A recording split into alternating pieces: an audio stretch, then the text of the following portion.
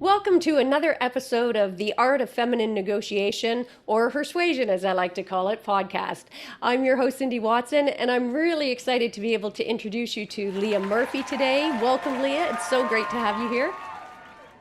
Thanks, Cindy. Hello, beautiful people. Great to be here today. I love that. You guys are going to love Leah's energy. And today we're going to be talking about negotiating your career path and are you ready to level up? So, a little bit about Leah if you don't know her. She is well equipped to talk to us today about negotiating your career path because Leah Murphy is a certified career coach as well as a sought after speaker and author. And she's the president of Career Gems for the Journey, which I just love that. It's a boutique consultancy firm and it's focused on helping professionals build those really thriving careers through strategy and getting those results. She spent over 15 years in Fortune 500 companies honing her skills both as a thought leader and also as a coach while molding the careers of people in every industry from academia to nonprofit leadership and corporate America generally. So you're going to love her. Leah's a natural connector, and I love that she applies this gorgeous combination of logic, empathy, and passion to her work, and I am sure you are going to get all kinds of nuggets today. So go get a pad and pen ready if you haven't, or make sure to re-listen to this episode a few times to get every little bit of juice out of it that you can. So Leah, tell us, how did you come to do this work and be so passionate about the subject? So, Cindy, thank you so much. First, thank you for having me on the podcast. I'm so excited to talk to you about this topic today. And as you can see, I am passionate about it. And listeners will interpret that passion as, sincere love for helping people and doing this work. Yeah. So, interestingly enough, and the backstory, and I'll try to make it brief for you guys, is so I'm no stranger to adversity. My background is I'm a mechanical engineer by trade, and I came through university, was really excited about it. University was very hard. It was very difficult for me. And most of it was because I was one of very few women in the field. Yeah. So because I was few women in the field, I didn't get picked for a lot of things, right? A lot of the group projects, I was left out on the side. And Wow. because guys had this idea that they needed to have a particular type of person, right, on their team. So Yeah. that pushed me, right? It pushed me to want to be better for myself, right? To really give Love it. myself the opportunity to differentiate. So I like to say that I started negotiating very, very, very early on and started thinking about my career. So a quick story is I worked at a pharmacy, a national pharmacy in the U.S., CVS Pharmacy, as a Yeah. 15-year-old out of as a high school student. And, I worked minimum wage. The minimum wage was $5.15 at the time. Wow. Um, Dating myself, right? $5.15. And I did that for about 2 months, and I realized that I needed to make more money. I had things, my parents, I grew up in a single parent household, Yeah. so I needed my own money to be able to provide for the things that I wanted and enjoyed. And I went to my boss in the hallway one day at work and said, "Hey, 515 is just not enough money. I need to make more money." And he's like, "Leah, we're in the hallway," right? So like, there's a note about appropriateness and location, right, topics. So he said, "Come back to me tomorrow. Come back to me tomorrow morning. Meet me in the office before your shift to tell me why I should pay you more money." I love this So, guy. right, his name was Jason. I'll never forget him. Jason was a great guy. He was probably in his, late 20s himself, kind of right out of school. So he told me to come in. I came in that next morning, and that night before, I wrote down all the reasons, right? Yep. Was providing my justification for why I deserved more money. And I had been studying my peers and realized that they were kind of not taking it seriously. We were all 15-year-olds and young and Yeah. having a good time, but I realized that I needed to make this money and I took it a little bit more seriously than them. So I Yeah. was able to use that as a part of my justification, and also that I had like done really exceptional work. A lot of the people that came to shop at the store would compliment me. So I would tell them about the ladies who complimented me and that I was there. So long story short, he listens intently. And at some point he kind of puts his head in his hands. He's like, "Okay, Leah," right? You're like, enough. Right? Enough is enough. And then the next day he brought me back into his office and said, "I will give you a 50 cents raise. Yeah. Pay That's you 60 10%, not bad. of money." That was a 10% raise that I negotiated for myself. And before I left the office, he said, "You cannot tell your peers. You Yeah. can't tell anyone. I gave you this raise because you asked for it and because you're one of our best, but you Yeah. can't tell anyone else." And I never did. But that was when I realized that negotiation and using the leverage of differential performance was the beginning of really being able to create power and leverage Yeah. from. So I like to say I've been negotiating since I was a teenager. I just love that story. And I didn't know you came from a mechanical engineering background. I mean, that explains a lot as well. We're going to be chatting later about your passion for bridging those gender gaps, and particularly for people of color. So I can't wait to get into that. You've got some great experience on that. But since you started negotiating so young, let me ask you, did it involve negotiating for you with yourself to start up your own consultancy firm, getting out of that corporate America? So it did. So I will tell you, Cindy, and I haven't probably ever shared this on any other platform. So this might be the first time your listeners are getting a sneak peek. So I still Nice. maintain a day job. I still maintain a day job in corporate America. So I'm a hybrid. I'm an Yeah. entrepreneur where I run a business myself, and I also work in corporate America. And that is a choice that makes sense for me and for my family right now. So the reason why I started the consultancy is I've always been one to believe in multiple streams of income, Yeah. and I know this is something that's passion for you also. Yeah. So I had started, several different businesses over the course of years. Some had been successful, some had been not as successful, right? So the ones that were not as successful, we sold, divested, and moved out of, and the ones that were, we've maintained. So Yeah. we own real estate, we manage properties, we do a number of different things. But the consultancy really came because I kept getting requests for support from Yeah. people. I would have some folks that I was working with directly. I had a great relationship. They would get amazing results. They would tell their friends would text me or call me. So I started to think like maybe this is a real thing and I could do this. Yeah. I could run a company and do this work. And as soon as the doors open, it all really word of mouth, which is amazing. I feel super gratified that my clients have gotten such amazing results and then, Yeah. are willing to refer and share more. So, Yeah. yeah, that's how the consultancy started. It was really from this idea of multiple streams of income are a necessity, right, in this day Yeah. and age. And there was a need, right? So looking at that white space need and opportunity to speak to people who looked like me, right? Who Yeah. Black and brown women especially are those who I work with most frequently. And those are the ones who are often not fully supported in their career, right? Early on. Yeah. So as I continued to hear those stories, I realized that this was an opportunity to really build something that would change people's Yeah. lives. Yeah. Well, and I love that. And I think the timing is perfect that you're raising this now because, as we're coming sort of hopefully on the back end of COVID, or certainly as we're getting out of the lockdowns, globally, it seems, I think we're going to have a new way of showing up, a new way of a workplace, a huge economic shift. And for a long time, I think you and I are the exception because as you know, I'm a hybrid stream as well. I'm a big fan of that. We have some real estate stuff that we do as well. And I was going to, wasn't sure about that in terms of maintaining the law practice, but I have maintained my law practice and am doing sort of the coaching and masterminding on the negotiation work as well. So I totally hear you on that. And for our listeners out there, I really invite you to think about that for yourself. If that's not something you've thought about, what are some ways that you can start looking at diversifying, right? Having those potential multiple sources of income streams, especially as we come sort of out of COVID into this new way of being. I think we're going to really see those shifts. So I'm really glad you raised that, Leah. And I know I alluded to her earlier, and you've just mentioned a couple of times about that, in terms of being a woman of color and people who look like you and what you're able to do. I know that you're on a mission to eliminate the wage gap and level the playing field, if you will, in serving, women for the gender gap, but also for persons of color, which you would think would not be an issue anymore, but sadly is clearly, given recent historic events, clearly still a pretty major issue. So I'd love you to talk first about, some of the reasons why you think these gaps exist and what are some ways we can start to eliminate them?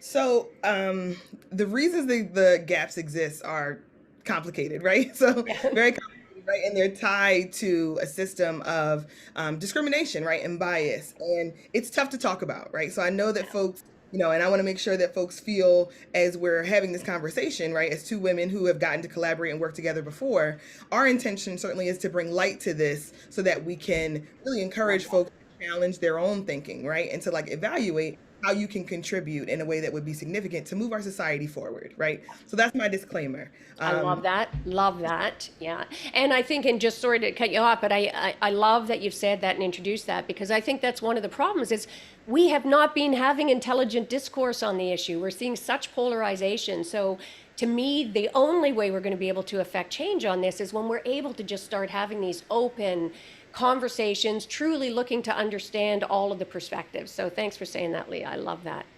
For sure. So there is, in the workplace especially, right? Because that's where my focus is, around career. In the workplace especially, there are still lots of infrastructures that are designed to be, to create disadvantages for women and for people of color. So I'll give one quick example. There is, and I'm in the US, I know Cindy is in Canada, so there's a difference right already there in just the way Yeah. government ends up being run. Yeah. But the US infrastructure is the one that I'm more familiar with.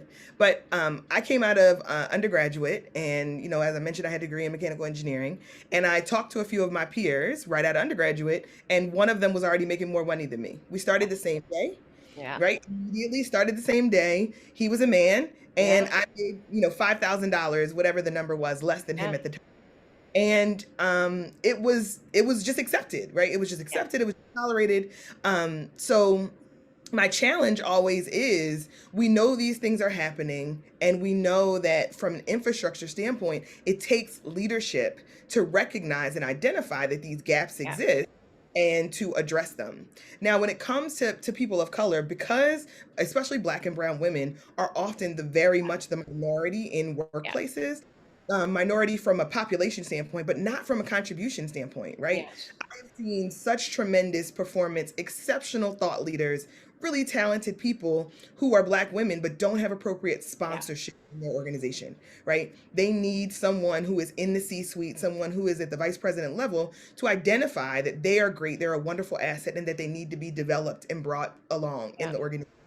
When those things happen, you see phenomenal results and impact. When it doesn't, you find that the internal bias and the internal perception stereotypes of these same women get them to be set aside, right? To Yeah. not be considered for opportunities, for not to be considered for promotions. So Yeah. now you have these people who are capable, talented, and able, but not with the right sponsorship. And Yeah. then you're at this impasse, right? What do? Do they Yeah. stay in this organization and continue to fight, even though they realize that they're not getting the support that they need? Yeah. Or do they and go to another organization where they will be better received, where they will be more recognized? Or do they even go and start their own business, right? So there's this continuum that we have to recognize, I think, as a broader population, that our bias or the narrative that we have accepted from layers and generations of racial bias Yeah. and difference, really candid, Yeah. is is perpetuating some of these negative stereotypes in 2021.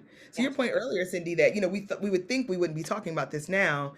It's absolutely necessary for us to talk about it now. And the recent Absolutely. in the world have really confirmed that, right? That we haven't made the kind of progress that we believe we should have, and Yeah. that institutional racism is still a very much a part of society at large. And then Yeah. it creeps into the workplace. Yeah. And I want to pick up a little thread before you go on to talk about how we eliminate the gaps. And thank you, as always, for that incredibly thoughtful answer. You mentioned sponsorship, and I know this is something you feel passionately about and you've spoken about at length. For some of our listeners, they may not be so familiar with that. So I'd love if you could just dig a little bit into for us about, what is sponsorship? How do you go about getting it? And what's the difference maybe between sponsorship and allies and mentors in the workplace? That's probably worth giving a little bit of background on. Yeah, absolutely. And thanks for the question. I talk about it so often that sometimes I forget, right? That it's not commonplace in dialogue. So I think it can be better illustrated with an example. So someone joins the organization, two people join the organization, one person joins and immediately is added to a community of people, whether it's people who are peers and maybe people who are a level above them. Yeah. Those people kind of gather around, support them, answer tough questions, help them to navigate all of the background, help them to show up well for their manager, right? So they give them an opportunity to have a little bit of insulation from their own mistakes or their own lack of knowing in their organization. Yeah. So that really small community is a community of normally mentors who are peers and maybe a level above. Yeah. So mentorship is really helping to support someone in their endeavor, whatever it is, based on what you already know. Right. So mentorship seems to be really popular, right? And it's very prevalent, and you need mentorship. It's very important. That same person then, because they had this insulation, this additional support, gets more exposure opportunities potentially to maybe talk to some more senior leaders, maybe work on really key projects. Yeah. So because they've had this support and they get this exposure opportunity, now senior leaders recognize the work that they do. They know their name. They can ask for their particular research, right? Yeah. So then those senior leaders then say, oh, wow, this is a talented person who's in our organization. I want to make sure that I continue to pour into them, to give them more resources to be successful, to invite them to take challenging projects because I'm going to bet on them. I'm going to give them more resources Yeah. so that they have the opportunity to be successful.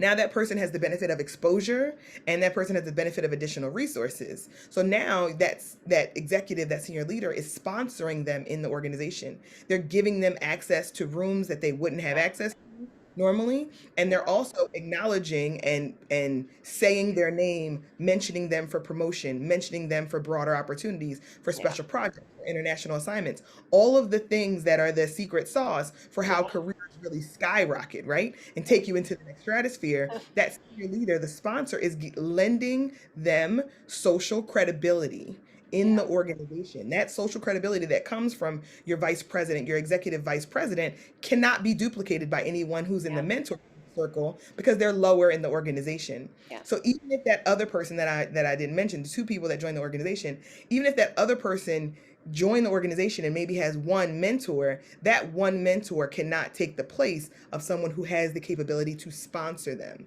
Yeah. Sponsorship comes from a leader who is more senior in the organization and has the ability to lend their social capital to the individual who is more junior and is willing to give them an opportunity to take some risks, calculated risks that can really help them to differentiate their career. So mentorship looks like, really at a peer level, one level above. We're going Yeah. to work with you to make sure that you're good at your job, right? We're going to work with you and make sure that if you make a mistake, we can make sure to help to clean it up, right? Yeah.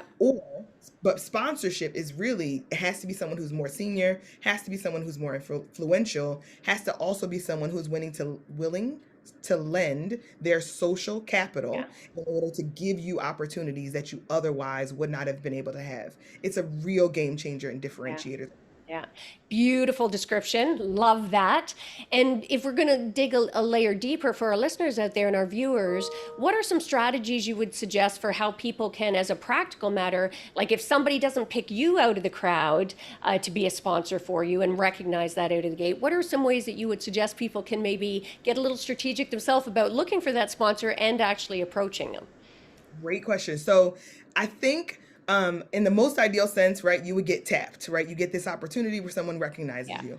If not, the other opportunity is for you to take some calculated risk in your career. And that could look like a specialized project that's not necessarily in your wheelhouse, right? So if I'm an engineer by trade, there's an opportunity to do a quality improvement Yeah. project, or to help write a document for HR that is a long-term like management system to contribute to something else, right? So Yeah. that really allows you to differentiate yourself and to really stretch to show that you have capabilities outside of your traditional discipline. So now that HR leader is saying, oh, this is interesting, right? Yeah. Leah is looking to grow her skill set and to contribute. And when the final product is good, because above all, we must deliver high quality projects, Yeah. right? We must deliver results. There is no negotiating. There is without significant results. You must crush your day job. Yeah. I'll say that again. You must crush your day job in order to have a sponsorship opportunity. But in order to really show up and give yourself an opportunity for other folks to notice and to be looking to sponsor you, stretching yourself, taking those small assignments that'll give you an opportunity to differentiate is a great way. And then building that relationship with the people who are on that team, building that as a networking opportunity to now expand who you communicate with and to share with them what it is you want to do, what roles Yeah. you're interested in, what other assignments you would consider. Now you've multiplied the number of people who know you as Yeah. well as know what you want. And then the likelihood of them being willing to help you is high because you Yeah. crushed your job. You delivered an exceptional result in working with this team. So they're more than happy to say, hey, I know this other person. I'd love to recommend you for that. So there's the opportunity for you to gain sponsorship. Yeah, love that. Love that. And what are your thoughts? I know some people who've actually just been really brazen and asked, like got very strategic, find out people in the organization, pick someone who they thought would be a great fit for them for any number of reasons, and then just approach them and say, I really respect, I love, here are my plans for the future. What are your thoughts on that as a strategy? So I have heard that be successful. I've definitely heard that be successful, and I definitely feel like it is always flattery, right, to the sponsor Yeah. to be acknowledged that way, like, oh wow, you're paying attention and you want me to help you. I think it always depends on whether or not that leader is very capable of being a Yeah. sponsor. Yeah. And sometimes you don't know that, right? Sometimes Yeah. because you're a junior in the organization, you don't know. They may be senior, but that might not be their nature. They may not be as influential, right? They could be a leader in title, but not as influential. And you Yeah. want your sponsor to have both. Okay. So I definitely think it's a strategy. You can't lose really by having lots of people who are your sponsors or who are saying your Oh, name in names. But if you're going to choose a sponsor, I would say it should be based on you already having direct experience working with them or working in their organization in some way. Call it this collaborative special project, yeah. so that you speak to your capability, right? You want to make sure you get that. There's a way for that to happen, and you introduce that. So I do. I think if you're looking for a sponsor and you're, especially if you're early in your career or midway in your career, as I know a lot of your listeners are, and you're looking to connect on that level, it does not hurt to reach out directly to a leader that you respect and Yeah. that you've seen deliver the type of results that you would like to emulate, and ask them to sponsor you and help you to advance your career in your organization. I think it's absolutely an option. Okay, beautiful. And since we've already broached the subject about discrimination and we've already sort of rolled up our sleeves and gone there, I'd love your thoughts because I know in my experience, especially, as a lawyer for 30 years, it shocked me early in my career because the obvious expectation would be, well, other women who've come before me, because we definitely were still like you. I mean, even when I started, still a minority. Like I would often look around in hearings and be the only, woman in the room. And you would expect that those women would be your most logical sponsors and advocates, and time after time that ended up not being the case. So I just would be interested on your perspective on what do you know to look for, and is it necessarily the case that whether it's being a person of color or whether it is being a woman based on gender, that you would look for that as a sponsor? What are your thoughts on that? So you, Cindy, and your listeners will get to enjoy, hopefully, that I talk a lot about mindset, right? And mindset really does determine where you can take the rest of your life as well as your career.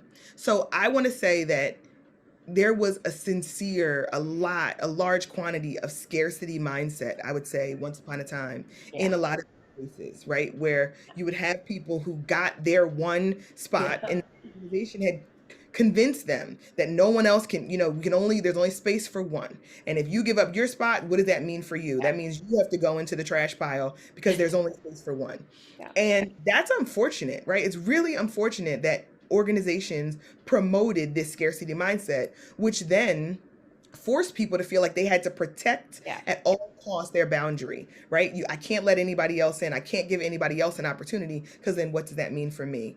It's Yeah. very unfortunate, but that's a culture problem, right? That's really not that individual is the problem. That's a culture problem, because we should be encouraging the right opportunities for everyone who has the capability, who's qualified. And I can personally say that hasn't been my experience. I've had phenomenal female sponsors as well as mentors, people that I still call to this day, Yeah. right? 15 years later. One of my sponsors actually, she sent me a text message a few days ago asking me a question, and anything she asked me for to this day, I would do it because Yeah. she really poured into me at that time. But I've also had, because I was in a very male dominated field, I've had phenomenal male mentors Yeah. too, mentors as well as sponsors. But that happened because I was very intentional about demonstrating my capability and my aptitude in a way that was tangible to the organization. Yeah.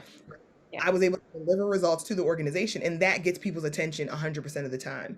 And the willing will find you. The people who really value your contribution, regardless of what package you're in, will find you. But Yeah. it's harder. It's definitely harder for women. It's definitely harder for women of color to get those sponsorship and Yeah. get those opportunities. So the more that we can think of and create opportunities where your listeners are thinking of, how can we see people in the organization who don't look like us, right? Who are different from us, and Yeah. look to sponsor them. Because it's easy to find more people who are our equal, right? We went to the same Yeah. university, we have a lot in common, maybe they're a family friend, and we bring them on and give them an opportunity.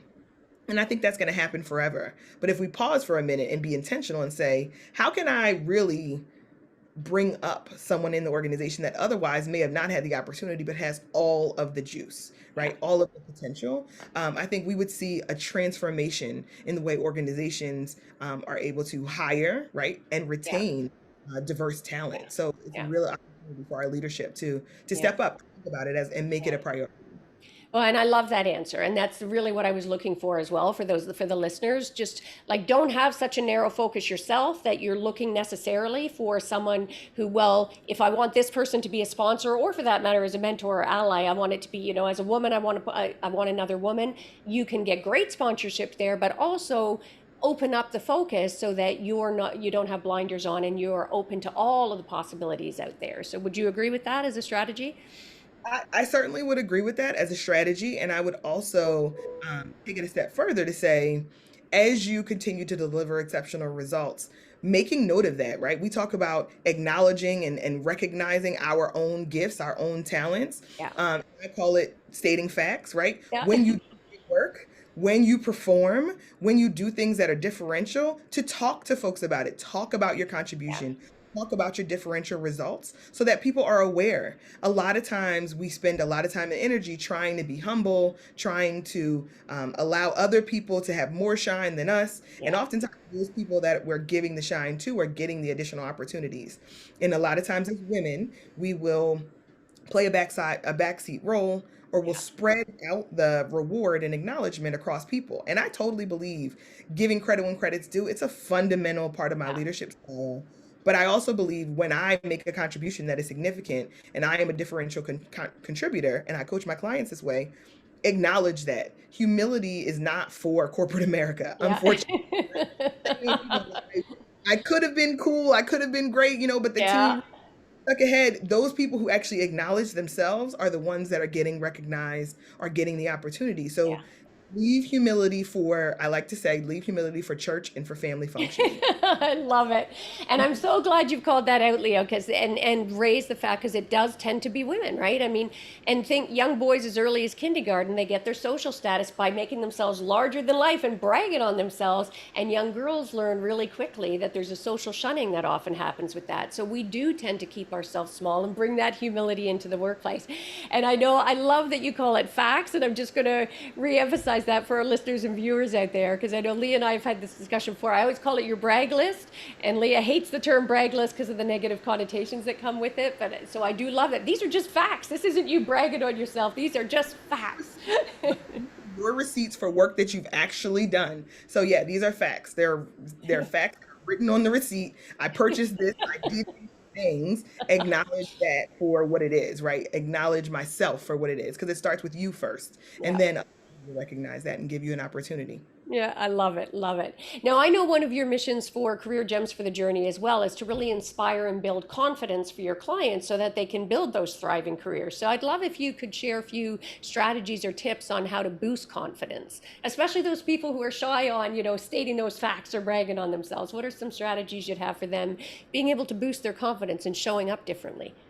Yeah, so I mentioned a little bit earlier mindset. So a lot of confidence comes from an internal belief that you are deserving of more, you are deserving of better, right? Yeah. So what I really try to coach folks on is to have a growth mindset. And Carol Dweck is one of my favorite Oh, researchers. I love her. She's awesome. But what she really built from an infrastructure standpoint, it seems super simple, but when you begin to apply it, and think about, do I have a growth mindset that allows me to believe that there is infinite more possibilities for me to change, for me to evolve, for me to grow, for me to learn more, for me to really change the way I see my own life?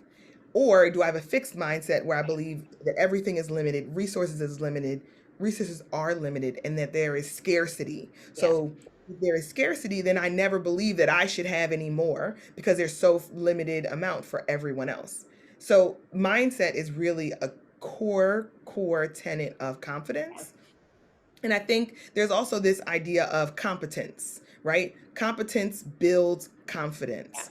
Once you get to be a master of your craft, once you've done the work to learn and practice and fail forward, right? That's something I talk about early. Fail forward, fail fast, learn Yeah. from your mistakes, right? And then once you learn from your mistake, retool it, right? And go after it again or take another opportunity. Yeah. So I like to talk to folks about building your competence as a foundational principle, which is really learning your craft. So if you are an artist and you spent hundreds of hours perfecting your technique, you've built your competence Yeah, such that your finished product is excellent. So that gives you confidence, right? yeah, And sharing that with other people, having a community of people, a tribe of people who really support you, who acknowledge you and lift you up, is the third part. So I would say the first part is mindset.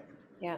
The second part is competence, and the third part is your tribe and your community, the people that really build you up and are willing to support you in reaching your dreams and defining success on your own terms. So Yeah. those are the components for me of building confidence for my clients. And once they get there, the moon is our possibility, right? Yeah. We're off to the stars. Yeah, what a beautiful, succinct answer that was, and packed with so much information. So again, for everybody, and mindset, I love that you mentioned Carol Dweck as well. I just finished her book. I'm embarrassed to say, after all the mindset work I've done, it's just recently that I read her work. So I'll make sure to throw that in the show notes as well. Anybody who hasn't, I think it's one of the quintessential books on mindset, and it's simply called Mindset by Carol Dweck. Definitely worth it.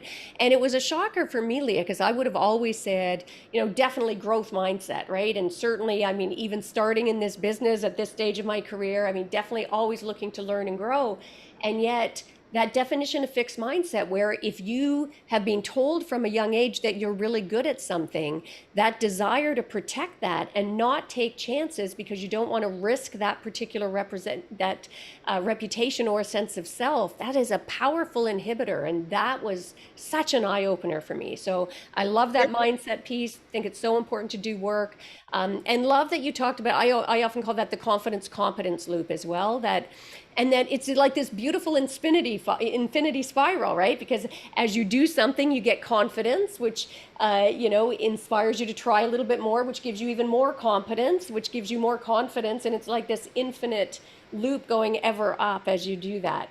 And environment, surrounding yourself with people who help to uplift you. I think we're often not intentional enough about that. Is that do you work on that when you're coaching with your clients in those three areas, Leah? I do, because my background in coaching is positive psychology coaching. And part of positive psychology coaching and applying it to career allows you to take some time to reflect on what relationships are serving you in getting to your Yeah, goal. yeah, And who are the people who are in your stratosphere, right, in your orbit, that may be holding you back from reaching your goal because of their needs, right? They don't want you to evolve because then they would have to change, yeah, or they don't want you to evolve because they are invested in who you are today and that works for them. yeah. I And love it. doing evaluation to say who are the people that are holding you back and to evaluate those relationships, not to immediately shed them, but Yeah, certainly to identify, right, yeah, for yourself, where am I getting my energy from? Where am I spending my time? And as I'm spending my time with people who are giving me energy, I will physically feel that change. And if I'm spending time with people who are draining my energy, I will physically feel that change and recognize it yeah, and then compartmentalize it appropriately, right? yeah, Think about what mindset I'm in when I'm with them, or think about what mindset I need to be in order to maintain that relationship, or considering, maybe this is not the best fit for this season in my life as I aspire to success on my own terms. yeah. So that's a big part of the work, is to evaluate your relationships with your friends, with your coworkers, with your partner, asking your partner to really support you if you do have a long-term partner to support you in Yeah. this evolution of yourself, is a big part of recognizing and doing that work with Yeah. my clients. So thank you for asking about Yeah. that. No, and I think it's great that you talked about that, talked about the elephant in the room, which is people are nervous about, oh, if I explore this, does that mean I'm going to have to shed these, as you said, immediately? And I think that's where a lot of the resistance comes from. And it's recognizing that, do that inventory every once in a while to recognize who is the inner circle, right? They say that you're affected by the five most people that you surround yourself with. So who is in that inner circle? And recognize how closely tied that is to mindset as well. You don't have to immediately shed the people who aren't serving you, but raising your awareness at the very least allows you to get more intentional about your mindset, so you're not letting those negative thoughts define your reality either. So Right. Empathy for them, honestly, right? You can, once you recognize why they are behaving that way or what their investment is in you staying in this old form, then you can have empathy for them and, maybe inspire them to grow and move along with you. So I think it is definitely hard, especially for people who are high achievers and Yeah. still very connected to community, Yeah. there you do not have to make all these decisions at once. But your point of raising your awareness, I think, is one that is amazing. Raising your awareness so you're more dialed in to when those instances of things that are not serving you are showing up so that you can recognize them and adjust appropriately. Yeah, beautiful. And let me ask, what prompted you to write your book, Salary Power Moves? I love that title, by the way, Salary Power Moves, winning the compensation negotiation. What was the motivation for that for you? That book was completely a labor of love for what I would have wished I had when I started my career in corporate America. I love that. I started a career in corporate America, working for Fortune 500 companies. I mentioned earlier that I felt like I was underpaid when I joined the Yeah, organization. But I didn't feel like I had the tools, and I didn't feel like I had the language to explain what I was experiencing and removing the emotion, right? So we yeah, talk a lot about approaching these conversations feeling like there is an opportunity to actually get to a result that is a win-win for you and for the organization. And my book talks about the leverage and levers, which I mentioned earlier, all of the leverage you have on your performance side, and all of the levers that you can pull to get to a win win for you and the organization. So I wish I would have had that when I started my career. I yeah. think we would have come to a different outcome, early on. The moxie, right? I think I had the know-how in order to do it, but I don't think that I had the language, and I certainly didn't have the influence in that organization at the time to negotiate for more. Yes. So this book was really to help people think about their own wealth building, right? We talked about multiple income streams. That's in order to build wealth for yourself and for your family. Yeah. And the only way we can get comfortable being able to build wealth is to start talking about the numbers, right? Talking about our compensation, talking about how it affects our ability to live a quality life. And then when there's an opportunity to reset the floor, is what I call it, which is Yeah. reset whatever your bottom is from a compensation standpoint to fully take on those opportunities. Yes. So that book came from several clients, and I getting a chance to work together and work on a compensation negotiation and getting some great results and feeling like, man, I wish more people could have access to this. So I wrote the book, and it is available on my website for anyone to be able to purchase. And it has really, I've gotten some really great reviews on it. Yeah. I'm laughing because I got a text message yesterday that was basically saying, without you, I wouldn't have been able to make this additional 10% on my income. So thank you so much. Nice. Right? It's an amazing tool. And if it's used properly, you can use it over and over and over again anytime you go into a compensation negotiation. So it really can invest in your ability to build wealth for yourself for years to come. Yeah. And we'll make sure to include the link for that as well for people in the show notes. And I love you talked, as you were speaking, it really struck me as well when you talked about that moxie piece, because you definitely had loads of that negotiating at 15 years old at the pharmacy, right, for your salary. I had lots of moxie. And interestingly, though, it's a beautiful combination. It's finding that intersection between having that moxie, having that confidence, and having that negotiation skill set, which we often aren't really intentional about. So why don't you share some strategies to just a few? I know obviously we encourage people to go out and grab the book, but what are a few strategies you would suggest for people to negotiate those higher salaries? So I first always encourage folks to think about the best opportunity. What's your best option, right? To have the career you want, to have the title you want, to have the compensation you want, to work in the location you want. Think about what would be your knock it out of the park kind of Yeah. list, right? Nice. Start with that high aspiration, as our friend Dr. Michelle has mentioned. Yeah. Start with that high aspiration. And when you have the high aspiration, then it really gives you the opportunity to use that abundance and that growth mindset, right? What could this be? Rather than thinking about, well, this is what I'm making today, right? So a lot of times it's I'm making this much money today. I'll use an example. I'm making $50,000 today. I would love to make 10% more, which is $55,000. I'd be satisfied with that. And I find a lot of people start with that and feel like, okay, that's enough. Yeah. And what I always like to disrupt and challenge people to think about is, if $55,000 would be enough, that's great. What would $65,000 mean? Yeah. What would remote working 5 days a week mean to Yeah. you? To really just stretch yourself to like live into these new spaces that oftentimes we don't get to even have the free flow of thought to Yeah. evaluate. So I really try to get folks to stretch, right? Setting a very high aspiration. And then the second thing is to make sure that you are well researched. Make sure you know your value in the market. Yeah. Make sure you understand what the compensation structure is in other organizations, whether that's through working with a recruiter, whether that's through doing research on Glassdoor or LinkedIn or other government agencies that do research on total compensation, and make sure you're confident, right? You know what that information is so that you can help to use that as leverage for your negotiation. When you do that and you are properly researched, then you have an evidence-based approach that you can then share with the other person on the other side of the table, whether that is your hiring manager, whether that's your current manager and you're looking to get a promotion or negotiate for more money, or whether you're an external candidate that's joining an organization. Start with a high aspiration and blow yourself out of the water, right? Blow your own mind for a moment if you Yeah. can. And then secondarily, do your research. There are lots of sources on the internet that you can get great information. There's lots of recruiters that will help you to craft that because it benefits them to make sure that they have, someone great in the pipeline to recommend to their companies. So get all the research you can because it'll also build your confidence as you're going into the Yeah. negotiation.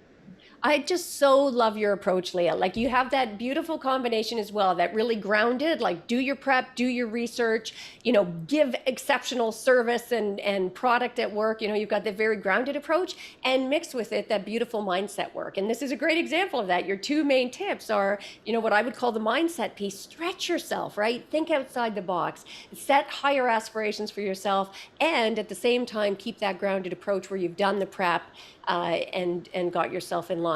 And on the stretch piece, I'd love if you could speak for a second as well, because you alluded to a couple about, what would working remotely look like. People are often so focused just on the salary, and I know that was my question as well. But what are some other areas? Like, I mean, people often forget about whether it's getting gym memberships or training opportunities. What are some other areas that you encourage your clients in your coaching work to be looking at when they're going into for this all important negotiation? For sure. That's why it's called winning the compensation negotiation, right? Salary is a component Yeah. of the compensation. Looking at those other levers or those other ways that you can be compensated that are non-monetary is really an opportunity for folks to set the salary aside and think about holistically what can you ask the organization to provide for you in order to make you comfortable as an employee. Yeah. So that can include, I know for a lot of sales folks, that can include a car, right? I need a vehicle to be able to go to client calls or to work Yeah. directly with customers. That could also be, you mentioned earlier gym membership, Cindy. So there is this opportunity to think about your total health and your well-being. And organizations, whether it's through your health insurance or whether it's through the organization directly, can provide gym memberships. There's also folks who have talked about really stretching, and like it helps for folks to actually see this in some environments, but to talk about professional development, right? Yeah. I want to continue to grow and develop while I'm in this role, while I'm in your organization. I'd like to attend these conferences and I'd like the company to sponsor those conferences. I'd like to work directly with a coach and I'd like the company to sponsor the Yep. coach assignment. And the last one, which falls under professional development, I'd like additional, leadership type exercises or learnings or books that I want to add to my repertoire because I believe it'll make me a better employee. So those are all non-monetary ways to be compensated. And the thing that is really important here, and I want to just pause for your listeners, is often these things come from another budget bucket.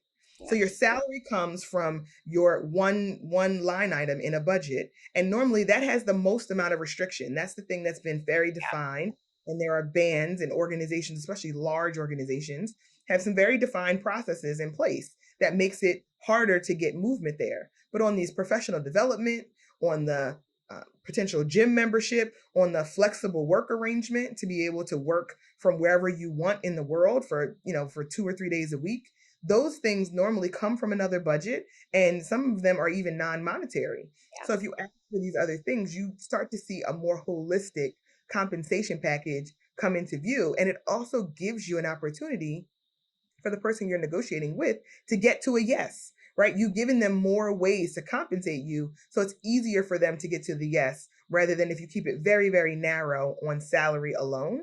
You widen that up, you give them more levers to give you a yes. There's a more opportunity for a win win between you and the organization. Oh, I love that answer, Leah, and especially that insight. I think people don't often even think of or have awareness about how all of these different perks and different monetary or compensation aspects come from different budgets, right? They come from different departments, even sometimes. Where there's some tight purse strings over here, there may be all kinds of flexibility over here. And I love, since you've talked about, you mentioned about professional development as well. Do you have any quick tips for like negotiating those promotions, like thinking in advance about where you want to go in the career path and how people should negotiate or navigate that in the workplace? I think when I hear folks think about they want to move up in the organization, I think you have to understand what the priorities of the organization are, right? So if the organization prioritizes, for example, Cindy, in your law practice, if the priority is bringing in new business and that's a top priority, see how you can align the work that you do with the organization's priorities. So you can make a really clear association between what you do and how it benefits the organization. Yeah. I think people assume that, it's known, of course, I'm the best administrative assistant in the organization. You know the value that I bring to the organization. And we'd love to leave that up to someone else to speak to for Yeah. us. But it doesn't, right? If you can say, I'm the best administrative assistant in the organization, I make sure that our executive team is always on time for all their meetings and has the follow through and the recap for every detail so that we can make great business decisions. Now you're talking about it in a whole different way, Yeah. right? And you're focusing on how your work associates directly with something that is of value to the organization. So I do think it's really important to speak to that. Yeah, beautiful. I love that. That's great advice. And what are your thoughts on negotiating an exit strategy? I think a lot of people are really resistant to entertaining that, especially if they're wanting to move on in the organization because they see it as inconsistent. I'd love your thoughts on whether that's a good plan or something you should avoid. I think it's all business, right? I think companies are going to do what's in their best interest, right? They're going to grow when they need to grow. They're going to shrink when they need to shrink. They're going to move things to different locations. So I think if we start to think more like companies and think about ourselves as for-profit entities and how we want to make sure that we continue to build wealth for our families, that may look like staying in your organization and getting a promotion, or it may look like leaving your organization, getting a bigger assignment at a larger company, going to a smaller startup, right, that needs more of your help that you can become an expert on, or starting your own business. So I think there's always this opportunity to evaluate all the different ways that you can be rewarded, that you can get yourself rewarded, and to prioritize that as an individual, not necessarily what it looks like for staying in that organization. So I Yeah. do think being prepared to exit is necessary, right, as a part of some strategies. Yeah, beautiful. And what role you had mentioned earlier about emotion? What role would you say? And I forget what question it came up in the context as well about, being. I think you were saying about being able to, doing that prep so that you can take the emotion out of it and get a little more sort of analytical. What role, if any, do you think emotion plays in negotiating? I know there's always huge debate about this. So I do think that emotion plays a big role in negotiation because essentially this is your livelihood, right? And if you're not taking it seriously, then no one else is, right? So it's your responsibility to really advocate for yourself. And as humans, right, when things are personal to us, we tend to get emotional about them, and not necessarily always emotional in the way where it's teary-eyed. I think people think Yeah. of emotion that way. I think there's fear, right? Fear is a real plays a big role in the way we show up in our own lives. So addressing that fear, right? Understanding where it's coming from and what it's driven by, and then working to overcome that fear, right? I like to say to folks, feel the fear, Love it. acknowledge it, and then do it anyway. Yeah. Love it. Um, Fear can come up really often. I think that's one emotion. I think another one is this desire to be liked, right? Likability and wanting to make sure that you still have friends at work and that your manager still thinks that you're a great employee. We hold off from doing some of these things for that fear and for that desire, that likability, because we want to be in community. As humans, Yeah. that's important to us. So using those things sometimes as I recognize that this fear is coming up because of this, or I recognize people may not like me in the way that I am comfortable with if I do this thing, but I'm going to advocate for myself, right? It's Yeah. important to me to advocate for myself anyway. So those are the types of emotions that come up. And if you can address them, right? If you've done the work and you're clear on why, what your motivations are, what you're driven by, and why you have justified and you're doing great work, and you can go into your organization to say that I've contributed to the bottom line in this way and I deserve more, then that emotion is, you're going to still feel it. You may have butterflies in the conversation. Yes. Your voice will crack, but say it anyway, right? Say Yeah. it anyway because you're your own best advocate. Yeah.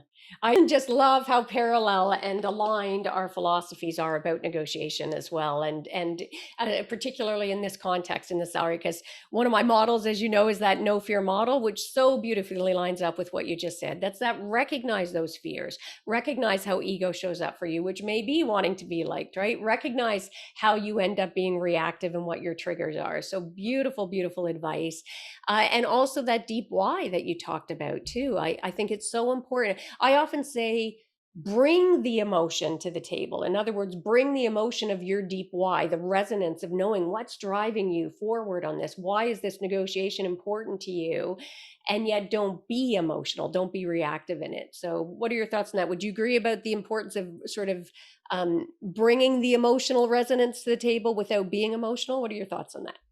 I think if you can channel it, absolutely bring the emotion with you, right? If you can channel it to say, I'm feeling all of these things and how am I going to channel that into the discussion so that it can be productive, I absolutely think it's great to bring it. I also think it's okay to name it, right? I think it's okay to say it out loud. Love I'm that. having a lot of these feelings about this right now because of these things, right? To name it and to put it on the table so that way it can't be used against you, right? Yeah. Once you've identified it for yourself, Yeah. then the other side doesn't have to interpret it, right, in a way that sometimes that interpretation is where things go left. That person's perception of why you're speaking so fast, right, or that person's perception of why you're looking down at your notepad, right? We don't want to allow their interpretation to negatively impact the way they perceive what you're asking for. So Yeah. just to call it out, right? I'm taking notes right now because my mind is spinning a little bit and I want to make sure I get to everything that I need to say, right? Calling it out. A lot of times we avoid that because we're hoping that we can work around it,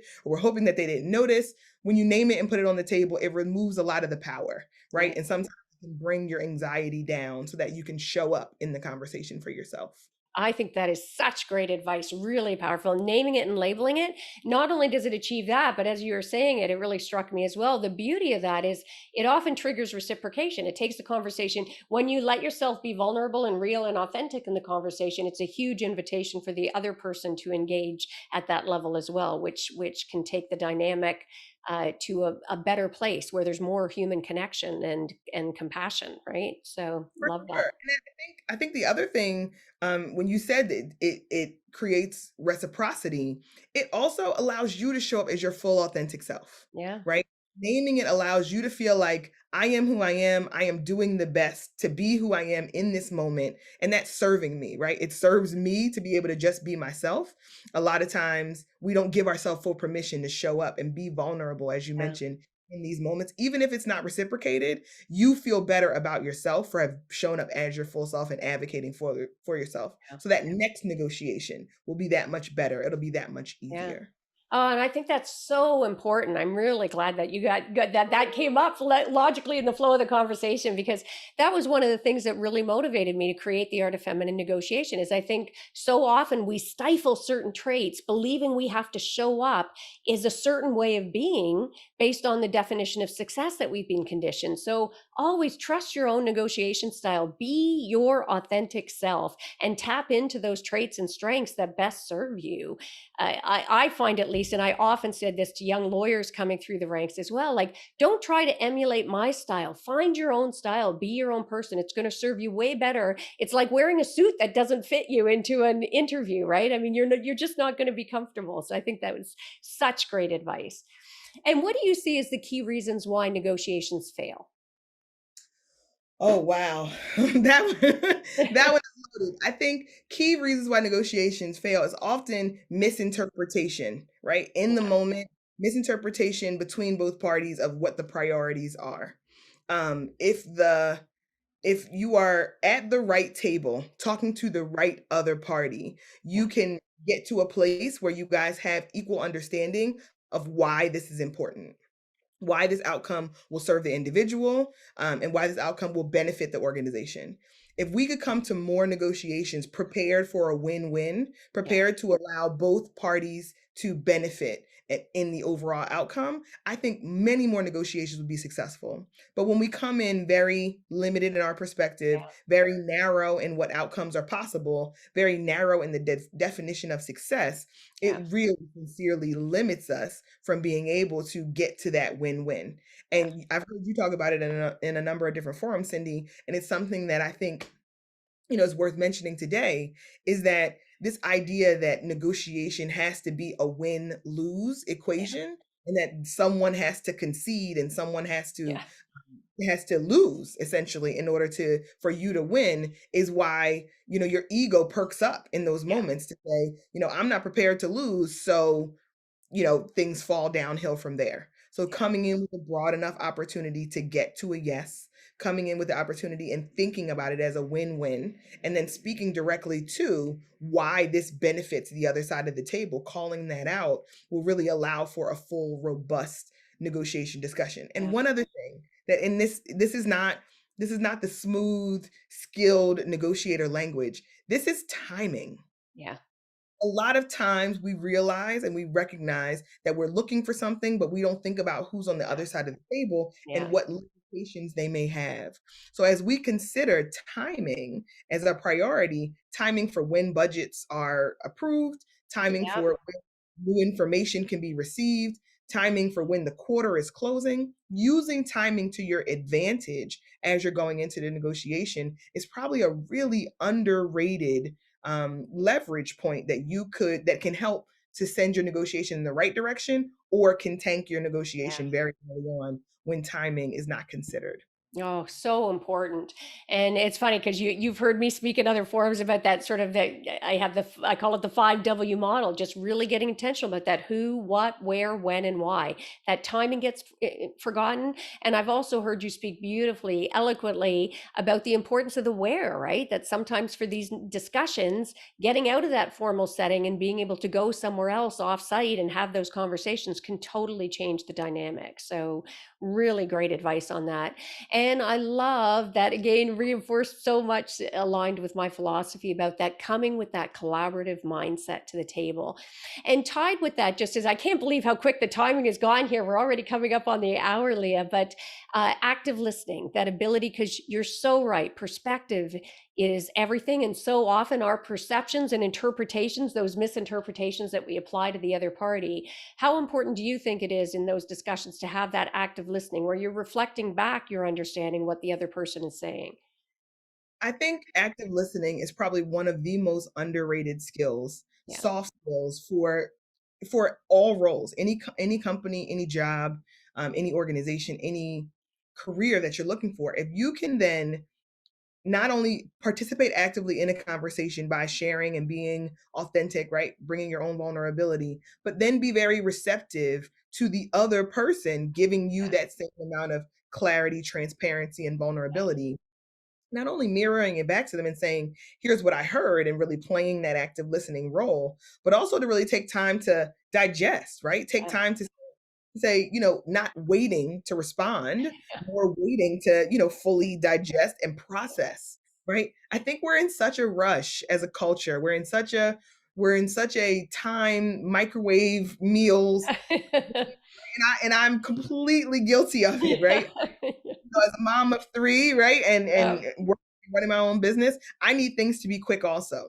But yeah, there's some moments where we have to just take the intention and be very present, because these are instances where we are really investing in ourselves, but we're doing that through being acknowledging of this other person, yeah. right? We can invest in ourselves through this path of negotiating with the other person. So playing the part of active listening and doing the work in that moment to just move a little bit more slowly, to take the time to respond, to practice your response, to run it through in your head once before it comes out of your mouth. I think these are all things that are super simple, but they're worth reminding, right? They're worth kind of giving us a chance to reflect on before you go into that next big conversation, before you approach that next negotiation.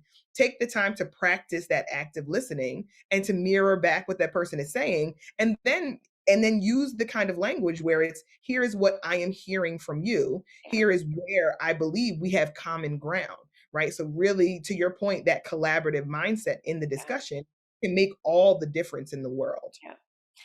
That was so beautifully and eloquently said. And that idea about space, right? Just allowing ourselves the gift of grace and space and silence tied to that. And I know I've heard you speak to that before as well, but don't be afraid of those silences in the conversation. Allow both sides, yourself and the other side, as you said so beautifully, the time to digest and reflect a little bit rather than feeling the need to rush in and fill those spaces all the time. So, So powerful.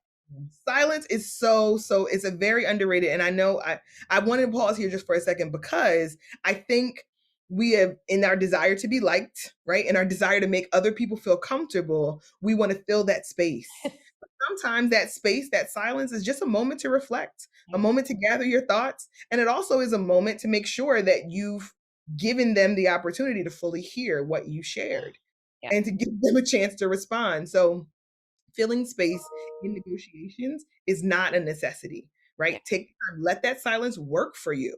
Let people take the time to feel it and then get back to you when they're prepared to respond.